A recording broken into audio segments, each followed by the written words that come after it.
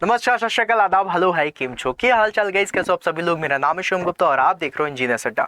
Guys यहाँ पर मैं आ चुका हूँ आप लोगों के लिए डीडीए जेईई की सिलेक्शन प्रोसेस की बात लेकर के कि भाई सिलेक्शन प्रोसेस कैसा होना चाहिए, किस तरीके से आपको तैयारी करनी है और कैसे आप सेलेक्ट होगे, उसके बारे में आज हम डिस्कशन करने वाले हैं। देखो, एक सिंपल सा फंडा होता है। अगर आप किसी भी एग्जामिनेशन के लिए जा रहे हो तो उसके सिलेक्शन प्रोसेस में, अगर कोई बड़ा एग्जामिनेशन है तो उसके सिलेक्शन प्रोसेस में 3 स्टेप होते हैं। पहला स्टेप प्री का होता है, दूसरा स्टेप मेंस का होता है और तीसरा होता है इंटरव्यू। लेकिन अब ऐसे बहुत सारे एग्जाम्स आ गए हैं जहां पर आप लोगों को सीधा सीधा एग्जाम देना है। जब आपका एग्जाम क्लियर हो जाएगा, there will not be any interview, there will not be any kind of mains examination. Exam दो, आपका सिलेक्शन हो जाएगा और जा करके अपना डॉक्यूमेंट वेरीफाई करा लो कि हाँ, जिस बंदे ने एग्जामिनेशन दिया है, जो सारे डॉक्यूमेंट्स में आपने जो जितनी भी चीज़ें लिखी थी वो सब कुछ सही है, तो आपका आगे प्रोसेस हो जाता है। बस on the basis of your eligibility ना बोल करके आप लोगों की मेरिट बोलूंगा कि आपके उसके बेसिस में आपका सिलेक्शन होता है। और सेम चीज़ करती है दिल्ली डेवलपमेंट अथॉरिटी, ये कहती है कि आप लोग सिर्फ एग्जाम दो, डॉक्यूमेंट वेरीफाई कराओ और अपना सिलेक्शन लो। अब एग्जाम देने के लिए क्या क्या चीज़ें हैं, उन सभी चीज़ों को देखने के लिए गाइज अभी मैं आप लोगों को बता देता हूँ how can you just see everything, right. आपको यहाँ पर लिखना है सिर्फ डीडीए जेईई 2023, डीडीए जेईई 2023 अड्डा 24/7, राइट। आपने अड्डा 24/7 लिख करके एंटर करना है। यहाँ पर सबसे पहले आप लोगों को यहाँ पर जो वेबसाइट दिख रही है उसको ओपन कर लीजिएगा। जैसे ही आप इसको ओपन करेंगे, यहाँ पर आप लोगों को नोटिफिकेशन वगैरह सारी चीज़ें मिल जाएंगी। वैकेंसीज 279 के करीबन है, जिसमें मैक्सिमम वैकेंसीज सिविल की हैं, जिसके बैचेस वगैरह सब कुछ आप लोगों की स्क्रीन पर आप लोगों को दिख जाएंगे। अभी हम उसके बात नहीं करेंगे, अभी हमें सिर्फ सिलेक्शन प्रोसेस की बात करनी है, राइट।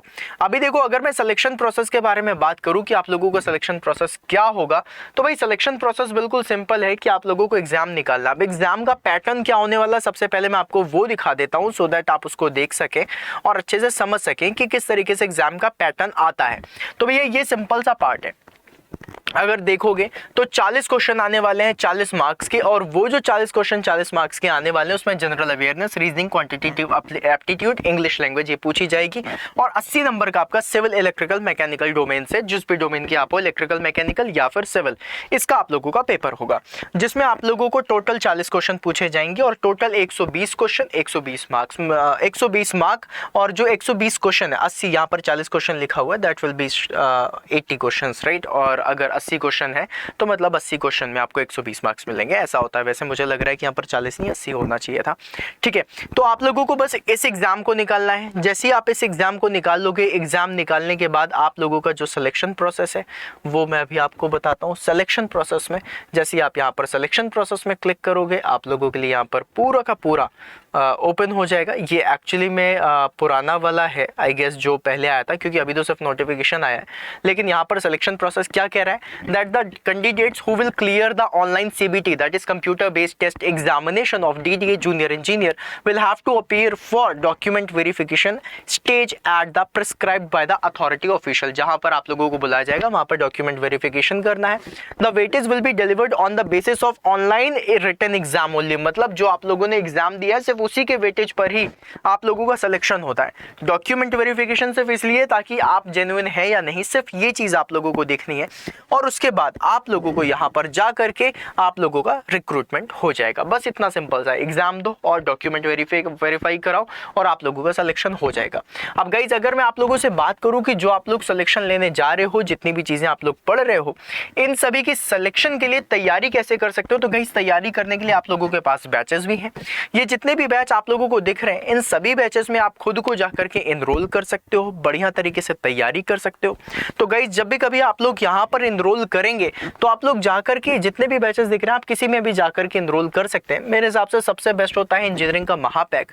आप महापैक में जाकर के खुद को एनरोल करिए, क्योंकि वहां पर आपको सारे एग्जामिनेशन का फायदा मिल जाता है, क्योंकि सारे एग्जामिनेशन के जितने भी बैचेस हैं वो सारे के सारे आपके महापैक में मिल जाते हैं। सिविल हो, मैकेनिकल हो, इलेक्ट्रिकल हो, आप किसी का भी बैच ले सकते हैं।